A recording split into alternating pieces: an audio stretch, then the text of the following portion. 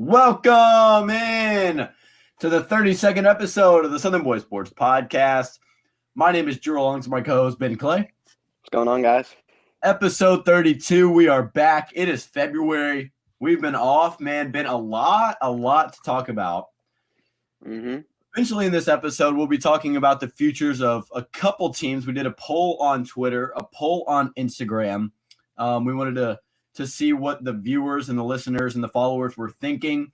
And they all decided collectively between two social media platforms that Tennessee and Oklahoma were going to take the reins here. So we've got the YouTube thumbnail behind us, which I guess could be redundant. If you clicked on the video, now you're seeing the thumbnail.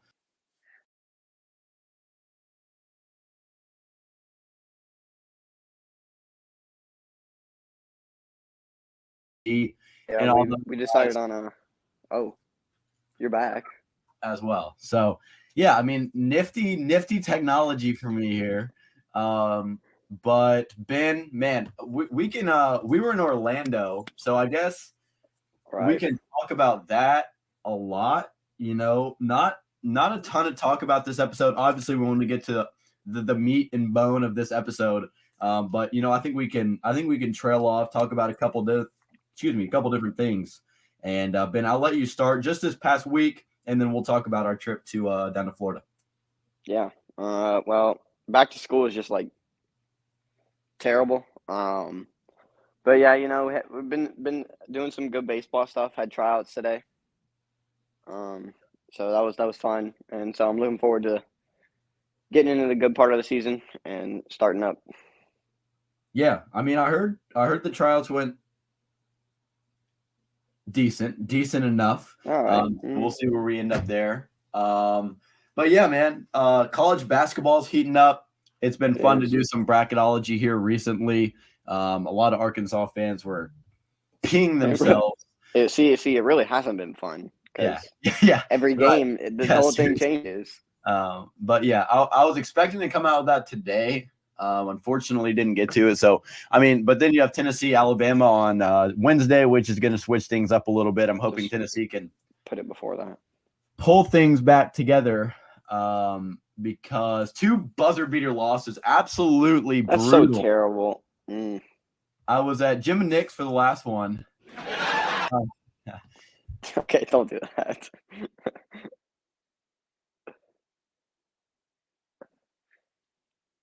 Yeah, Drew, we just can't hear you. Okay, we're good though. There we go.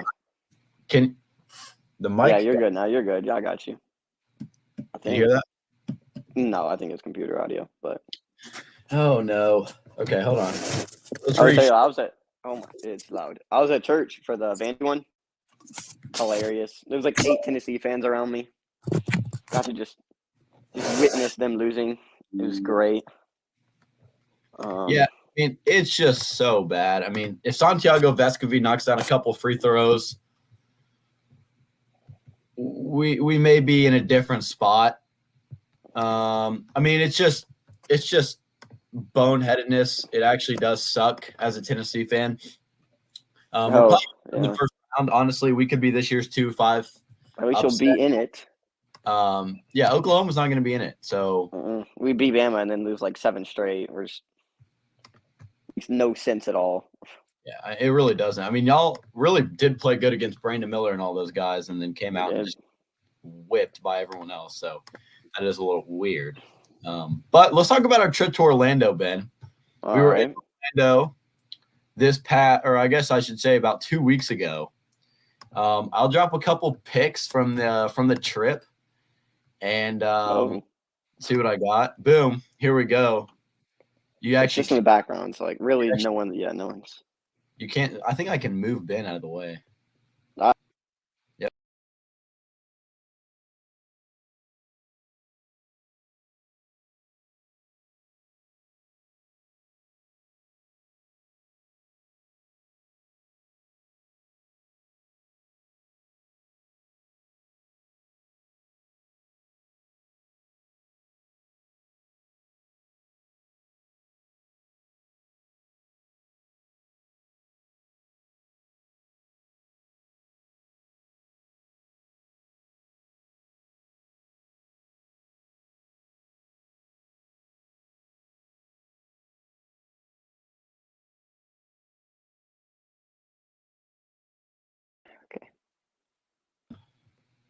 Oh, I see. Dude, I gotta. you need to get your little audio together.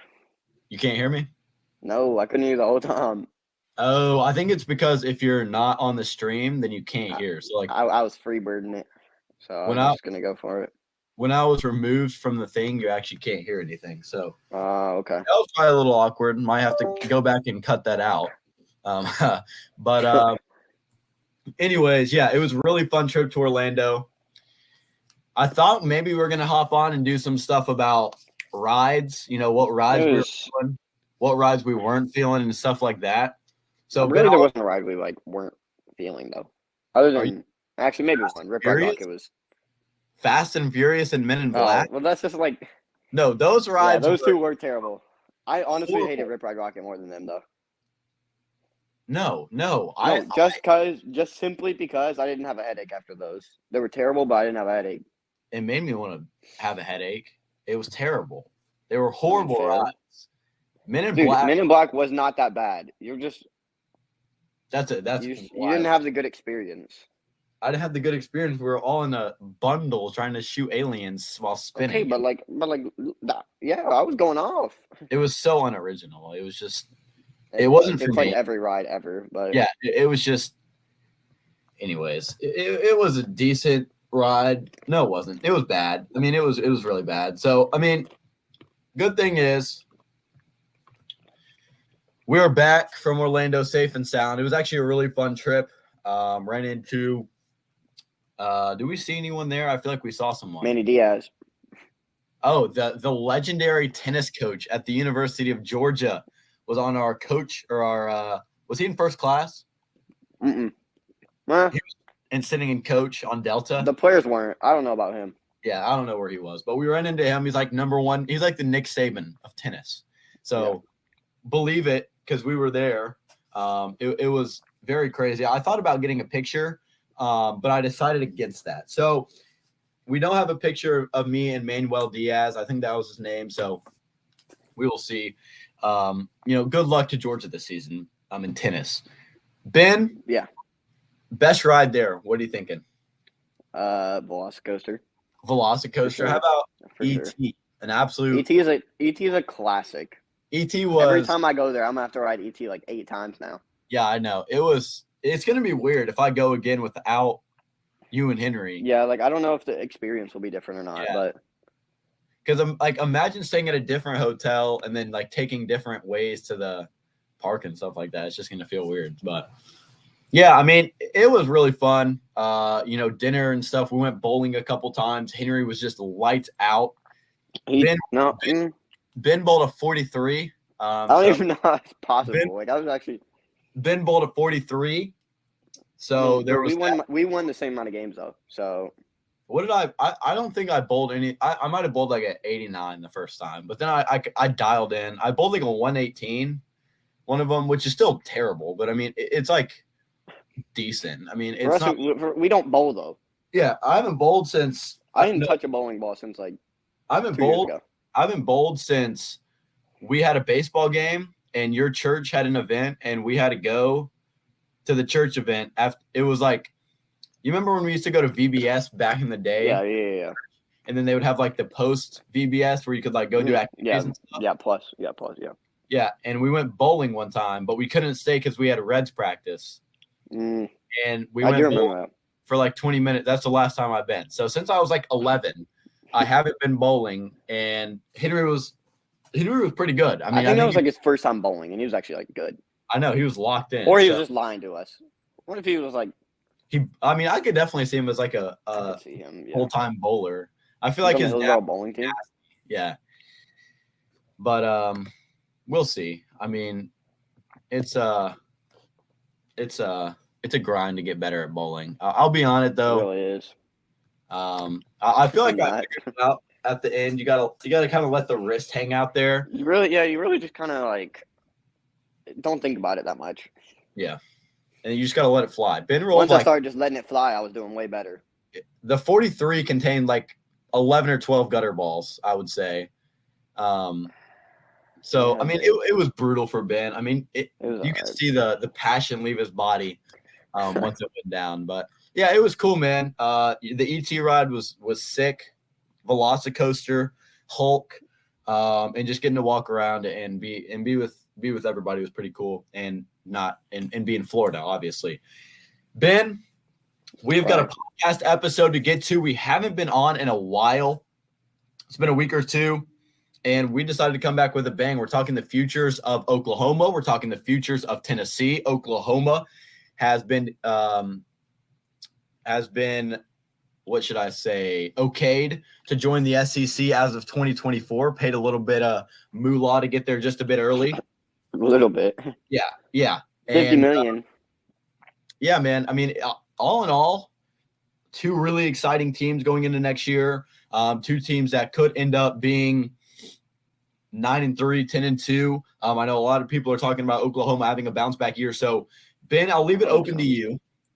Who do you want to start with? Because the agony of Oklahoma of 6-6, hopefully they can bounce back. Do you want them to go first, or do you want to end on a high note with Oklahoma? Are you talking about who we talk about first? Yeah. Really does not matter to me. I'm gonna need you to pick, please. First off, hold on, let me say something. Okay. These two teams were polled. We did not just pick it because they were our teams. Yeah, that is true. We had UCLA and Arizona State, Colorado and Florida. That might be next. I don't know. That one was next. Yeah, I don't know exactly what we're gonna do next episode. I'll try and switch it up so it's just not like the same like content, just stripped of the two teams. Yeah. Mix it up a little bit. So we'll see what we do next episode. Probably we'll talk about March Madness. More than likely, we'll have a bracket guy on to discuss. So just a sneak peek. I don't know exactly who it's going to be, what we're going to talk about or whatever, but expect like a couple March Madness and college basketball episodes in the next couple of weeks and months as the tournament will start heating up and stuff like that. So expect that. We'll get back to the futures of teams later. I mean, we've got a ton of time this offseason before we get back to recruiting and, preseason and, I mean, spring camp and the reports coming out there will certainly be something to keep an eye out on this season of the year. But, Ben, let's talk Oklahoma first. Let's go to Norman. You can see DG behind Ben's head right here. That is the man, the myth, the legend, the guy leading you into battle this season. Let's talk about this past year, a 6-6 season. Obviously not exactly what you wanted. I think all of us, including Beatty, early on, when he was on the show, I think we all had him top 10 maybe in our preseason. I mean, really, like he wasn't. I would give him top 15 quarterback last year. Top 15 in the nation. Yeah. If you can give me 15 guys you take over them, then I'll understand. You think Will Levis is a top 15 quarterback in college football? Oh, excuse me, Dillon Gabriel. I mean, yeah. All right. Number 1, Hendon Hooker. Okay. Bo Nix, Drake May, Bryce Young, CJ Stroud, Dorian Thompson-Robinson. Okay. You got Will Levis. Well, the DTR is debatable. He was not that good either. DTR is far better than Dillon Gabriel. Okay, but in terms of like maybe wins, but stats, no. I mean, Dillon Gabriel's stats were so.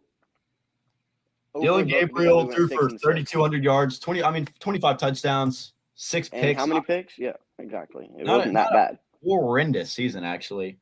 But I mean, I'm taking who else is out there? I'm definitely missing someone. You got Anthony Richardson. No, I'm not taking him. You take Duggan. Yeah, I take Duggan. I take Stetson Bennett probably.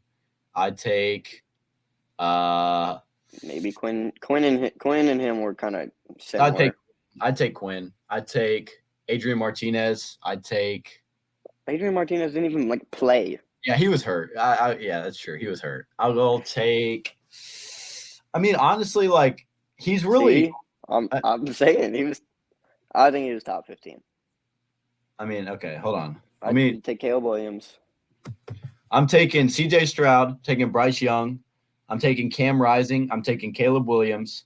I'm taking Michael Penix. I'm taking Jordan Travis. I'm taking Bo Nix. I'm taking Dorian Thompson-Robinson. I'm taking Quinn Ewers. I'm taking Will Rogers. I'm taking Devin Leary. I'm taking who else did we just talk about? Cam Rising was literally worse than him in every stat, but okay. Thinking Drake May. You don't think Cam Rising is objectively a better quarterback than what's his name? At what? Dylan Gabriel. At what? He's just a better. He's a more balanced quarterback. He's working with How better. is he more balanced? That makes. I mean, I guess Dylan Gabriel is the epitome of a balanced quarterback. Not really. Cam Rising, he's really not the biggest runner, but I mean, but I would say that's like I would say Bryce they're, Young. I'd say they're pretty. Yeah, I mean, true. I think Dylan Gabriel. I mean, I just have a problem with Dylan Gabriel. I mean, you cannot sit there and tell me he didn't have problems last year.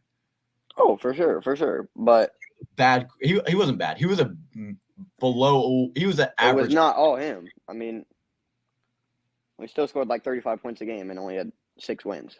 I mean, you look at the quarterbacks. I take JJ McCarthy over him too. You look at all the quarterbacks and all the weapons they had around him. It does. I mean, Jordan Travis. For sure. No. Yeah, but is debatably one of those guys who kind of did it without any tremendous weapons.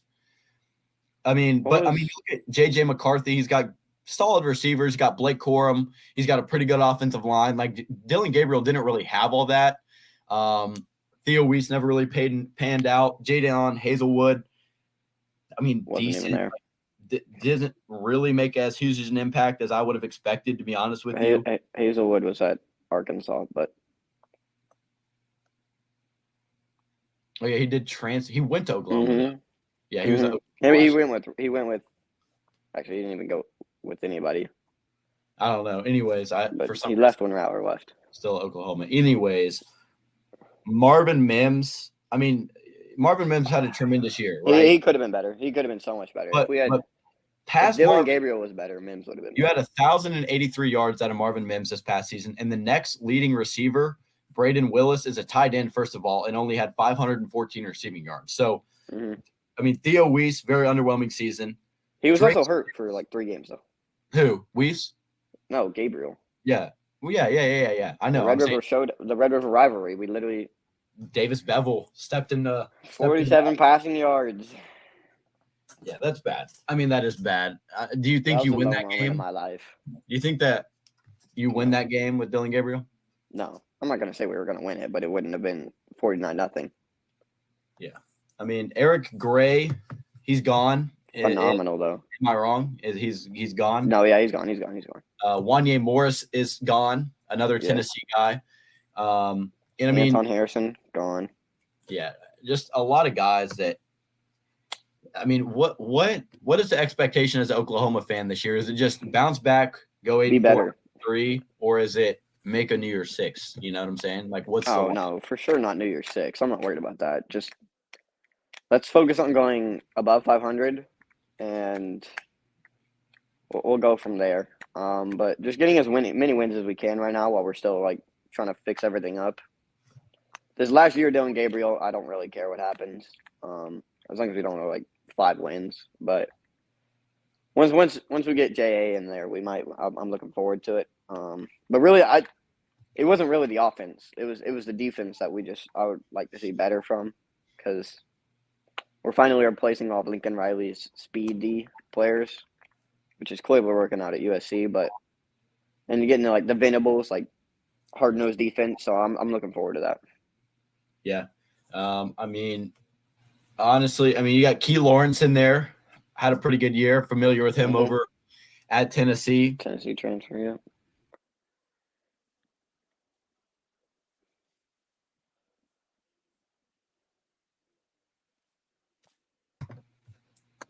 There you go. We talked about it with Tyler McComas, and it was just getting pressure on the quarterback was a problem. Oh, for sure.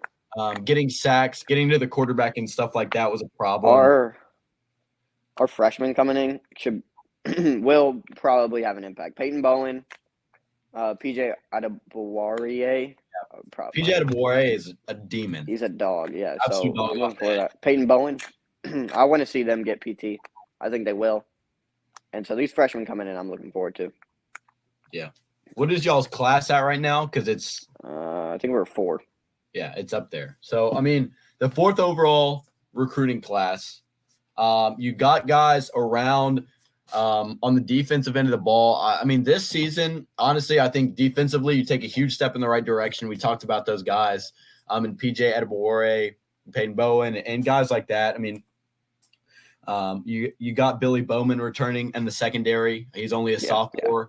And I mean, your leading interception getter in CJ Colton is gone as a senior. So a lot of things to replace defensively. I think you're set defensively, to be completely honest with you. I think defensively you have a better season than you did last year. I think Venables taking a right step in the recruiting direction there. Offensively, I mean, I don't really know where the production is going to come from, right? Dylan Gabriel obviously is going to be the captain of that offense. He's going to be a senior next season, but Eric Gray's gone. I mean, I guess Javante Barnes is the guy that's going to step up, a true freshman. Well, I will say in the Cheez-It Bowl, we were switching out these two freshman halfbacks, Javante Barnes and Gavin Sawchuk. Both ran for 100 yards that game. So the rushing game looks like it's going in good hands. The receiving, Farouk definitely needs to take a step up. I mean, every pass I was throwing to him looked like a drop. So you were kind of worried about that.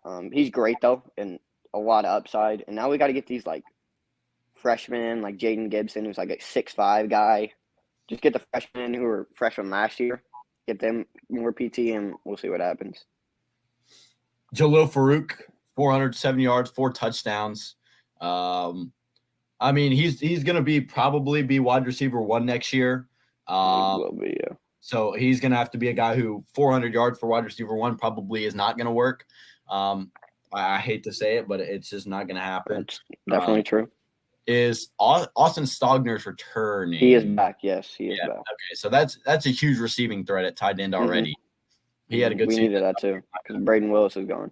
Yeah, so huge step in the right direction offensively and defensively. You know what? Let's talk about the losses and let's see if they're expected wins next season for conference games. Obviously, you're not going to play UTEP, Kansas State, stuff like that again.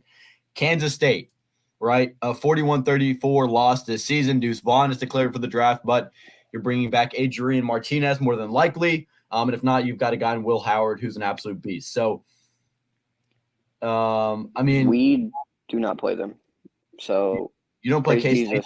We do not play K-State, no. Okay. All right. It's a miracle. TCU. Do y'all have TCU? Pretty sure. TCU, is that a win? Yeah, I'd say so. This is the game that I'm talking about. I do kind of worry. It's Chandler Morris, like, revenge game. Yeah. So he'll be, I guess, I don't know if he's like a junior, senior at this point. I think he's a junior probably next year. Yep. But he's good. He transferred out of OU, so I remember him, and he's good. So that is something to worry about. But I think it should be a win. And these are the games that I'm talking about. Against TCU, Dylan Gabriel was 7 for 16, 126 yards, no touchdowns, no interceptions. He got hurt.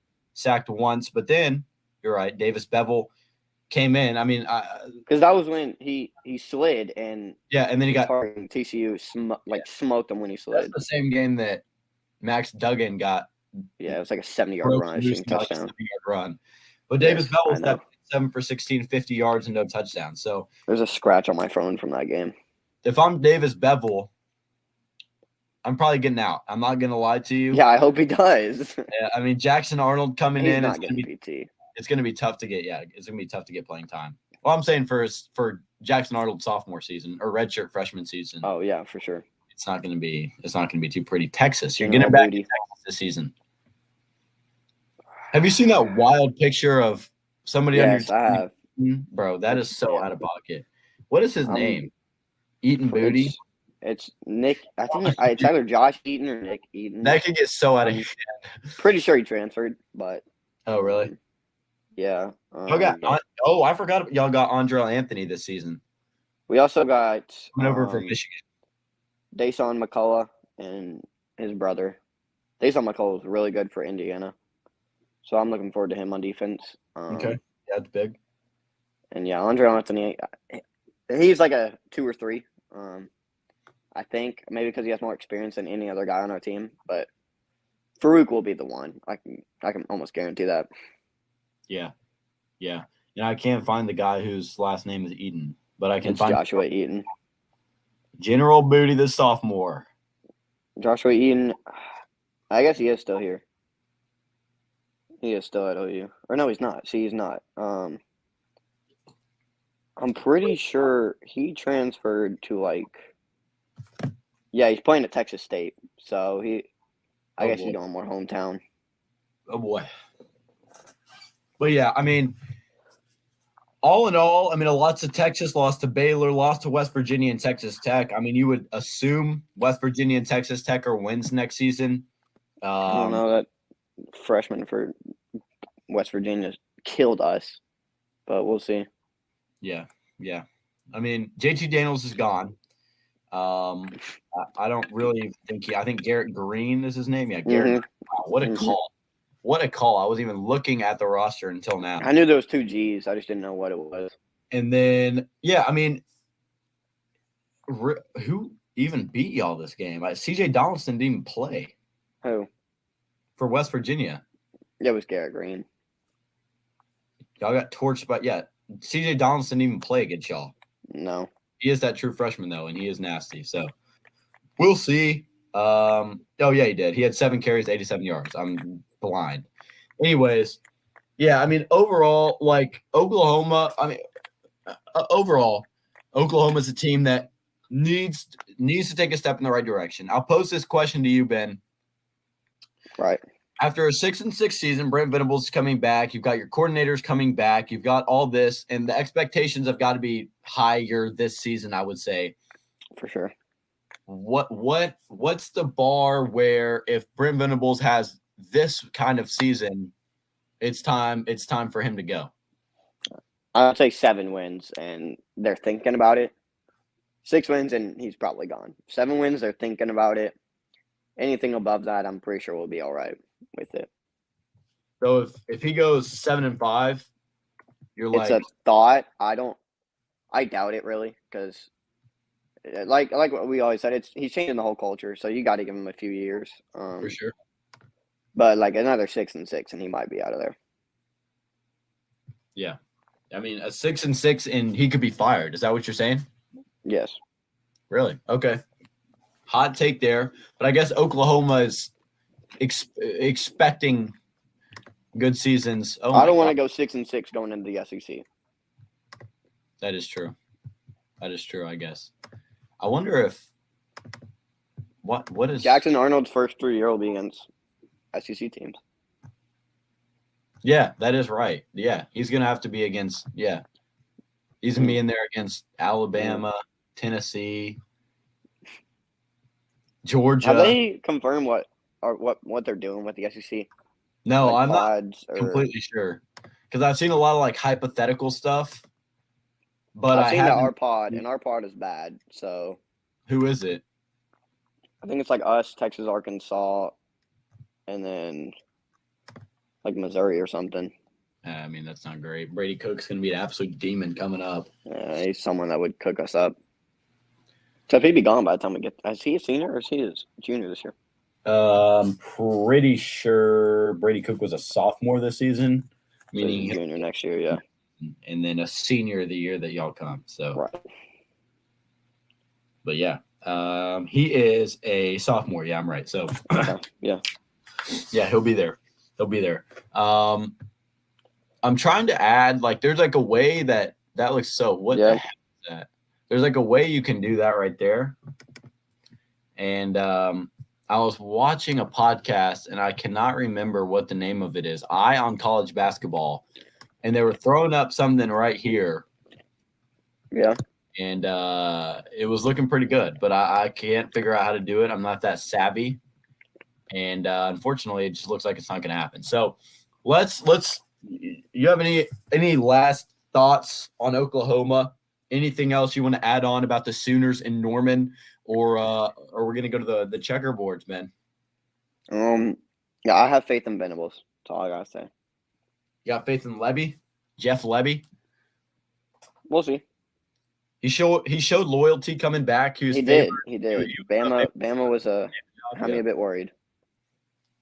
And then, but really, like, the main problem with that would have been, did Jackson Arnold come to Oklahoma for Lebby? Which that was what had me more worried than just Lebby. But yeah. I mean, and was that the problem with? What was the problem with Dart? Why did Dart end up leaving? Because Gabriel committed before him. I got it. Okay, yeah. So I mean, and then Dart was like, at Ole Miss, he had the automatic starting job, so why not go there? Yeah, no, well, now he doesn't because they've got Walker Howard and Spencer Sanders over there just clogging. That's so weird. Yeah, I know it is weird. Spencer Sanders, that's one of the strangest moves we might ever see. I know. I don't know. I feel like as a senior, you kind of got to prove yourself. You want to go to the draft. You want to, be able to. I just feel like you should go somewhere like. This is the year that he needs to go to, like, where would he even go? I know. I'm trying to think of somewhere that like needs a quarterback. Yeah, Stanford. But I guess like the academic stuff there. BYU. Yeah, BYU. They got Caden Slovis. So I mean, it's just like. Oh, well, you can beat him. I'd rather be in a battle with him than Dart. And the way that and Walker Kiffin loves Dart, like it's going to be tough to beat him out. But Ole Miss is nasty. I mean, you got Kinshot Judkins returning. That is a team that future I would talk about. Yeah. So we might talk about Ole Miss. I kind of let them slide. I'll never forget the time that we were on the show and the news broke that, quote, Lane Kiffin was going to frickin' Ole Miss. to Auburn, and then we just got totally bamboozled. So I'll never forget that. That was quite the time because we got totally flabbergasted by John Sokoloff on Twitter. And that wasn't too good. But Oklahoma, Ben, what's the ceiling? What's the floor? We'll probably revisit ceiling and floors and stuff and expectations as we get more toward like the July and August time. But as just kind of like a raw prediction in February, kind of coming off this season, heading into spring games and stuff like that. What's the prediction? Or I guess the floor and the ceiling. I don't know. Ceiling I would say is 10-2 probably. I wouldn't expect to see anything better than that. But floor, it's really between 7-5 and like 6-6. 6-6 makes it kind of like a wide gap there. So I might say 7-5, but just because I think that we're taking steps up from last year. Yeah. I mean, I would agree somewhere around that. I mean, I think you start the season with Butch Jones, my boy. Not really actually. But Arkansas State, and you got SMU. Those 2 home games to start. Tanner Mordecai is not at SMU, so you won't be facing him, but that would have been a cool storyline, I guess. Then you got Tulsa and Cincinnati, back-to-back away games in the American Athletic. And then you got Iowa State and Texas. Like our schedule is kind of easy. I'm an idiot. The AAC is merging with the Big 10 this year, or the Big 12 this year, right? Yeah, like Houston. Yeah, I'm an idiot. Well, it's not the full AAC. I know, but I'm saying like those teams are coming over. Cincy, Houston, UCF. I read Cincy as an out-of-conference game, and I was like, wait, why is UCF? I'm an idiot. And then you got BYU. Yeah. Oh, BYU is too. Yeah, so anyways, I mean. All those teams are like losing quarterbacks. Yeah. So like really like I'm fine with it. Except John Reese Plumbing, UCF is a team that could be good next year. Yeah, that's true. Maybe UCF, Ole Miss combined. That would be a fun episode. I feel like they're new on the scene teams. Mm-hmm. But Ben, I want to talk to you about one last thing before we get on to Tennessee. All right. The defensive coordinator at Oklahoma. Yeah. Ted Roof. Now. Yeah. Do you think the problem with the defense last season was Ted Roof, Brent Venables, the players, the schemes? Well, what did you see? Because his head coaching record 6-45. He was a pretty mid to bad defensive coordinator at Vanderbilt. I remember him from Vanderbilt in that COVID season. Yeah. And then that staff got rolled out. And then he went to Clemson, and now he's in Oklahoma. And I don't know. I mean, he coached at Duke. He coached at UCF, Penn State. He's kind of been around and kind of just been there, right? So he's not terrible. That's really what he. But that's really what he does for us. Yeah. Because Venables coming in, he brought Ted Roof with him, and it's more like Venables is the defensive coordinator, but Ted Roof has the title. It's really like who's calling the defensive plays? It's Venables. But I guess him and Ted Roof kind of combine on that. Really, I feel like last year was a mixture of all both. Like, I really do not want to see 3-man fronts anymore when we already couldn't get pass rush. But it was something where y'all got the edges to compete with the 4-3 now. You know what I'm saying? Yeah. It's going to be fun to see if PJ Adebawore, your edges that you landed in this year's class, can, I guess, kind of play like the outside linebacker rush spot. You know what I'm saying? Like, we haven't had somebody who could do that in a while. So, that's what I'm saying. That would be nice. You're not like, I feel like couldn't even name. You've got like a 3-4, and you don't really have anyone who's been able to, like, you know what I'm saying, like get the pressure. And it's just I got you. So yeah, we'll see. Give the quarterback too much time. Phil Picciotti from IMG, the 3-star linebacker, is committed. Ashton Sanders, the 3-star defensive lineman, has committed. Y'all got PJ Adebawore, the edge, who has committed. Derek LeBlanc out of Florida has committed as well. So a lot of dudes on the defensive side of the ball that you got to commit, and a big recruiting class, top 5, like you said, Ben. So Oklahoma, fun team heading into 2023. Anything to wrap that up before we get to Knoxville, Tennessee? I'm good. Let's get to the Vols. Tennessee finished this season 11-2, an Orange Bowl victory against Clemson to cap off the season against Cade Klubnik, Will Shipley, the Tigers. Big season from Tennessee this year. Hendon Hooker and company could not make the playoff. It was right there for the taking. It was like South Carolina, man. It was a wide open court for a layup, and you slip, and then the whole team somehow like gets dismantled. And that's kind of what it was like against South Carolina. Hendon Hooker gets injured. We lose by 25 points on the road against a team that we should have probably beat up pretty good. And gladly, we spanked Vandy the next game with Joe Milton. Joe Milton took us to an Orange Bowl victory, and the future looked brighter with Mr. Joseph next season. But I will say I'm a little concerned for him, and I'm a little concerned for Nico Iamaleava because are we sure we're saying that right? No, but I mean, if you say with confidence, maybe it just sounds. There was confidence. I trusted it when you said that. Like, yeah, I mean, like, you know what you're talking about, and then somebody's be like, "Oh, so that's how." I feel like it's like Iamaleava or something. Iamaleava. Okay, Iamaleava. Not right. Nico, I'm just calling him Nico. Nico.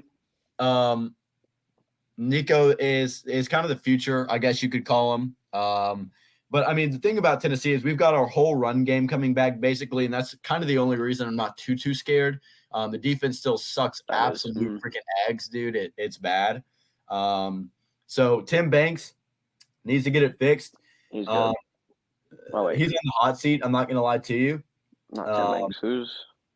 He's our defensive coordinator. Our defensive line coach, Coach Gardner, is a legend.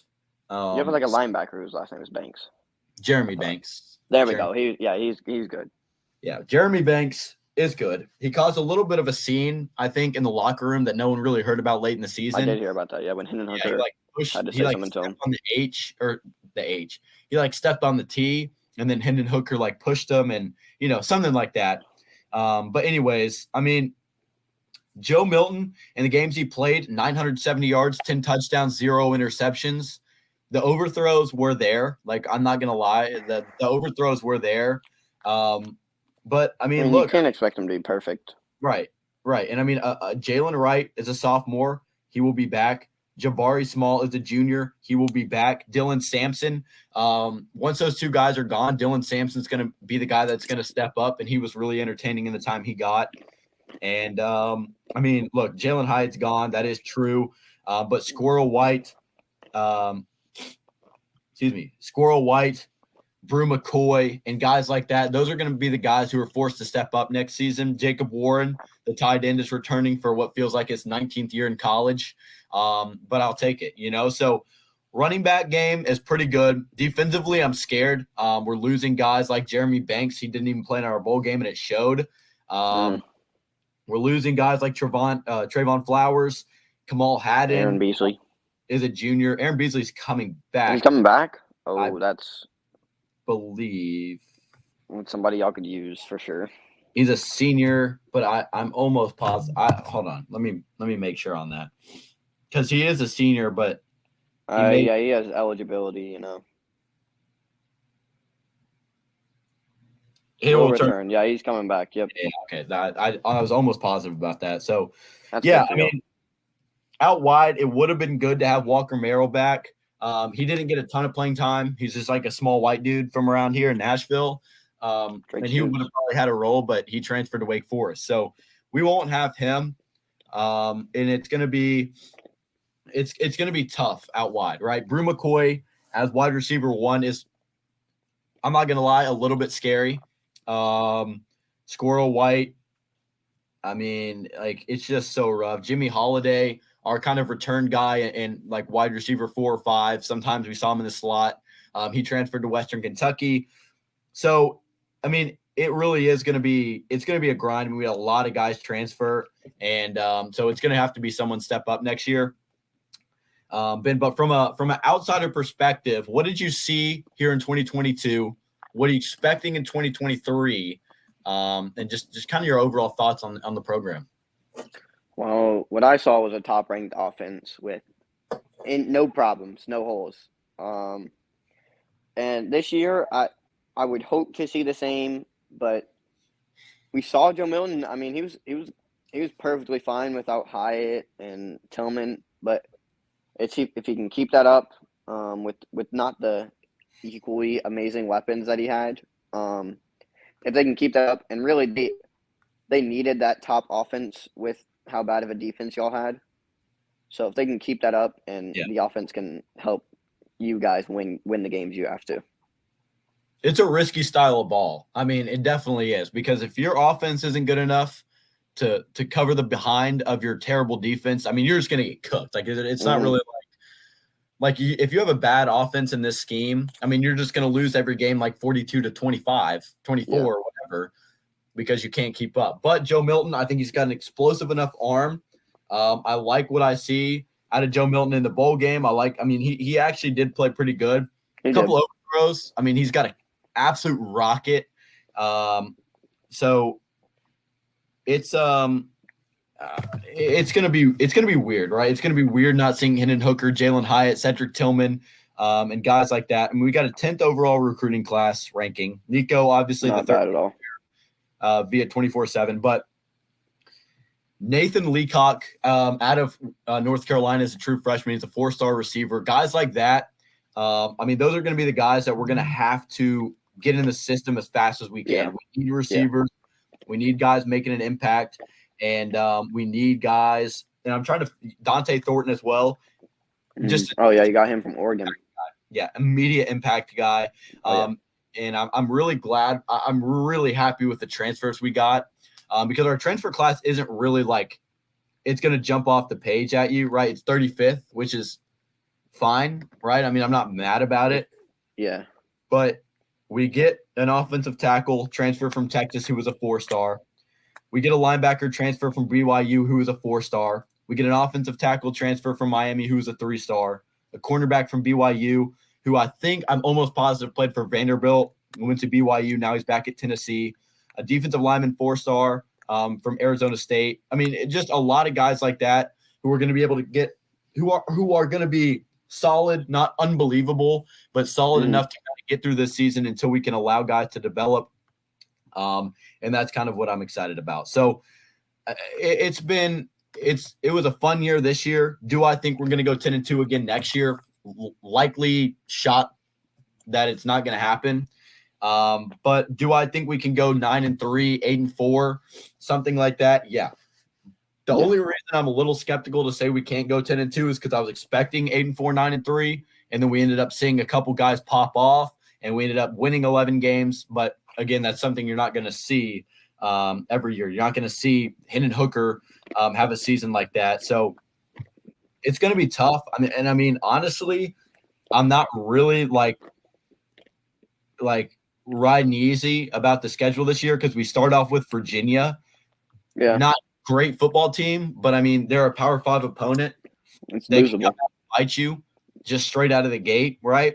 Austin Peay should be a win. Then we got Florida. I mean, a team that's probably going to be terrible next season without Anthony Richardson, Jalen Kitna. Like, you're going to have to find someone who can step in and play quarterback.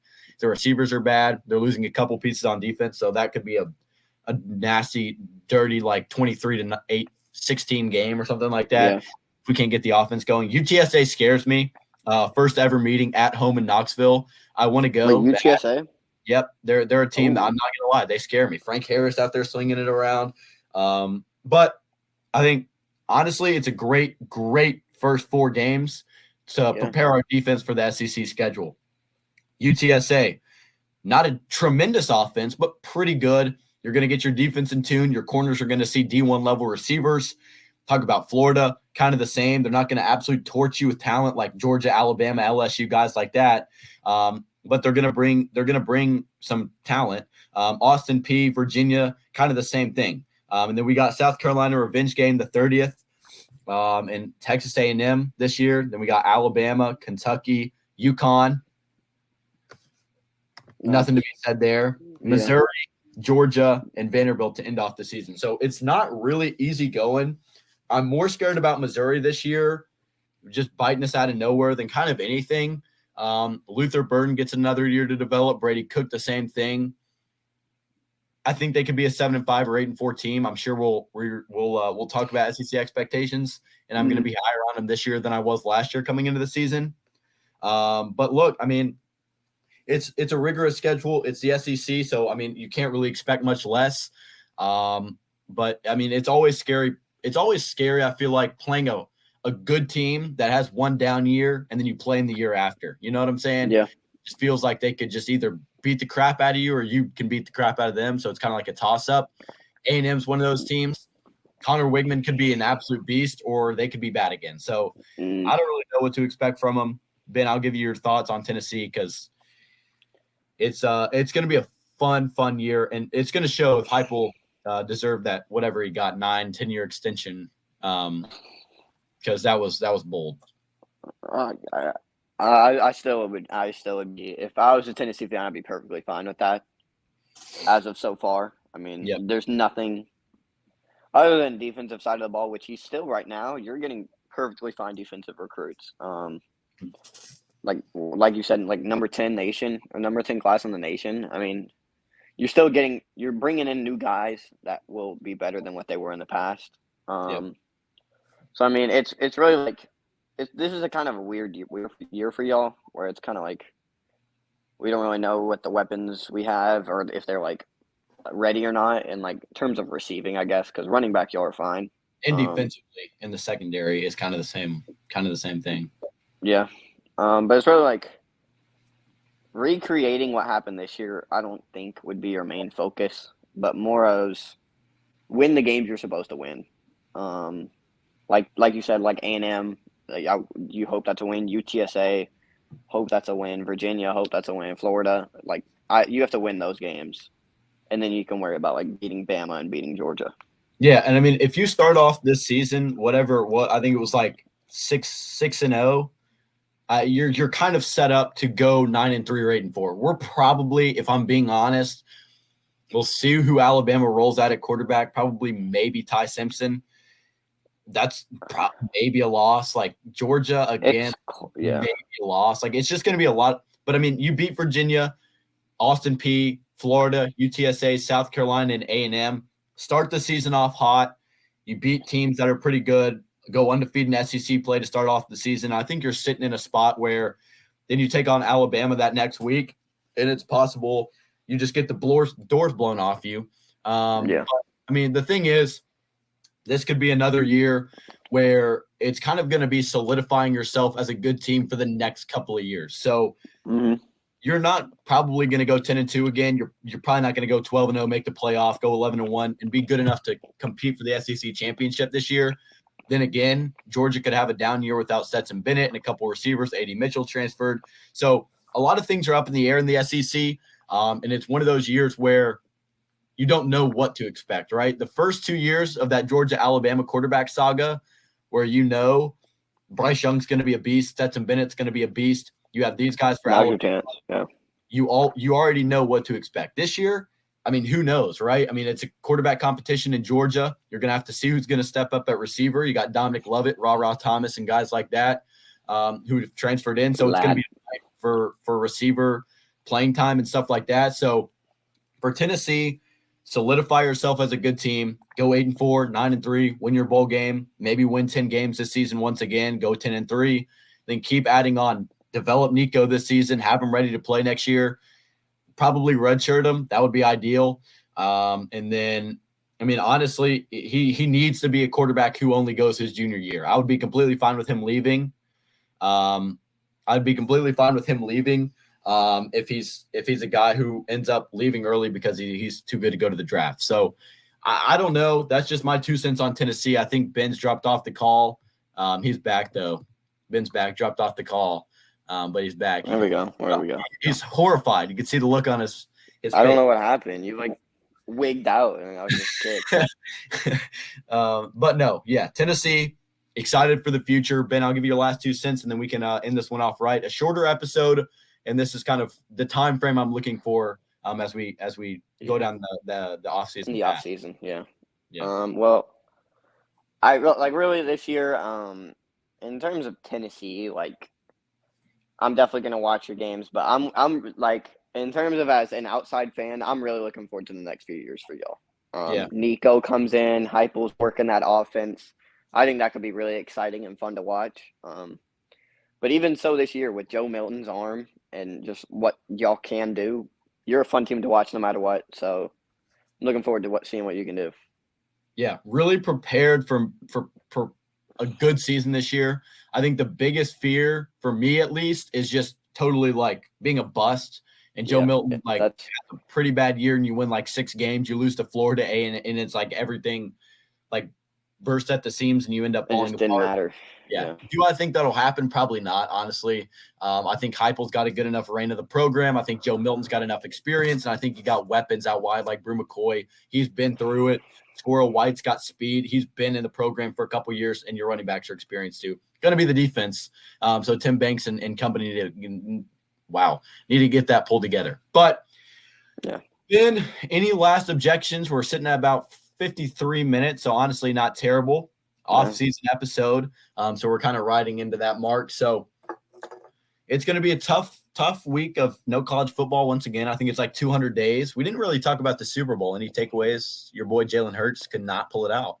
Okay, don't blame that on Jalen Hurts, man. He did fumble the game away. I mean, I'm not going to lie. If he doesn't you fumble, can say that. He had 4 touchdowns. Yeah, I mean, he was good enough to win the game if he doesn't fumble, right? What did that Tennessee player do in the Super Bowl? Nothing. Which one? Trey Smith, absolute demon up front for the Chiefs. He actually is good. A lot of sacks actually is very good. But there was no you guy on that line, too. Creed Humphrey was up 2 there of as them. well. Yeah, 2 of them. I love Creed Orlando Humphrey. Brown. Yeah. Creed Humphrey's cool. So, I mean, overall, pretty good Super Bowl. I would have liked to see the Chiefs get held right there, kick a field goal, and then give the Eagles a chance. And it was a flag. It was. I hate that it came down to that flag. I hate that it came down to that. Yeah, but I mean, James Bradbury IV himself literally said, "I held him." But I just watched that whole game for the refs to decide it. Yeah, I could have just watched that last 4 seconds and been well, okay. Yeah, it's true.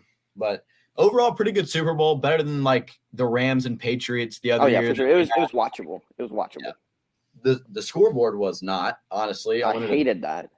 Blow my eyes out. Immediately once I saw it, I had to text Drew. I was like, this scoreboard was terrible. It was horrible. It was bad. And the halftime performance was not horrible. I feel like Rihanna, everyone's talking about how she's pregnant. She's pregnant. I mean, it was quite obvious, but we're not a gossip pod, so I don't know. They did confirm it. But okay. And I was at a Super Bowl party. I was at a Super Bowl party with my girlfriend and a bunch of couples from like her church. And so they're all like 25, 26. And so one of the ladies, right? So there was one couple and they were like your classic like sports bar couple, right? Dude's like 6'2", got a beard, wearing jeans, bandy cap. He knows what he's talking about, all right? The girl asked him all the questions, you know? Right. He's one of the guys who's like trying to tell you that he knows what he's talking about. So like every time somebody gets tackled, he's like, oh, it's Sky Moore. Like, I know it's Sky Moore, buddy. I know. But the other guy there was an oddball. He was weird. I'm not gonna lie, he was weird. He's like listening. He's like, oh, maybe I should listen to one. Yeah, I doubt it. I really do. If you're listening, I think his name is Josh. If you're listening, no hard feelings, buddy. His girlfriend, they were both, I think his wife, they had Google Pixels. They were just kind of that group, you know. It was just, yeah. And so she's like the other lady that's like the normal couple with the dude. All right. They're talking about what are they? Rihanna's like baby daddy, right? And it's A$AP Rocky, the rapper. Okay. That was like 3 minutes ago. We get to the next, and the lady reads off her phone and she picks up her phone. She's like, it says Rihanna's baby daddy is A$AP Rocky. And I was like, oh my, it was so bad. It was bad. And it was just the whole time, like the guy, it was just weird. But other than that, I mean, it was cool. They had like Philly cheesesteaks and stuff. So it was really fun to be over there. They're all Eagles fans. So unfortunately that didn't really pan out like they wanted it to, but yeah, I mean, it was fun, but definitely some oddballs that you see every now and again, especially at Universal and Disney World. Oh, it's weird. It gets weird. That one was, yeah. The public display of affection there is like, if I could rate it on a scale of 1 to 10, it would be like a 11. Like, it was bad. It would get bad. It was bad. But man, great episode 32. We will be back. Episode 33 probably going to be February the 20th. So we'll be back next week. We'll figure out what to talk about. Probably some college basketball talk. Probably 2 or 3 college basketball episodes just to hold us over until we talk more college football. Ben, Valentine's Day tomorrow. What are you doing? Going to school and doing nothing. I don't have like getting the job done. We should really be asking you. All right, you getting anything nice? Picking a girlfriend up from her house. Mm-hmm. Think I'm gonna bring her a drink from Dunkin' Donuts, but like I don't really know yet. It's gonna be early. I have morning. Oh, that's you crazy. Can't make her go like wake up. Yeah, go to school at like 5:30. I have to be at the school early tomorrow. That's gonna be all right. Anyways, plan just got derailed, Ben. Right live on air, so we'll decide. We'll see what goes on. But yeah, it'll be fun. When's your next basketball game? We got is it district or do you have one more? Yeah, district semifinals on Friday. District championship. Like during school? No. It's at like hold on, I got the. So I know it's here. So it is at 7 p.m. on Friday and then 7:30 on Saturday. All right, well, we'll be there. Yeah, so wish us all luck. Episode 32 is a wrap. Oklahoma and Tennessee. The future of the program, Nico Imaliavella, Jackson Arnold, 2 guys coming in, the young guns. And make sure to follow our socials, follow our Twitter, Instagram. We got a TikTok. Make sure to go follow us over there and check out the content. All the socials are above you if you're watching. And if you're listening, make sure to check the description because they'll be listed there as well. Ben, great episode 32. Great to be back after a nice little vacation to Orlando and in a week off with the Super Bowl and all that stuff going down. So any objections before we end it off? No, I'm good. Episode 32 is a wrap. Episode 33, same time, same place next week. Make sure to follow our socials. See you, boys.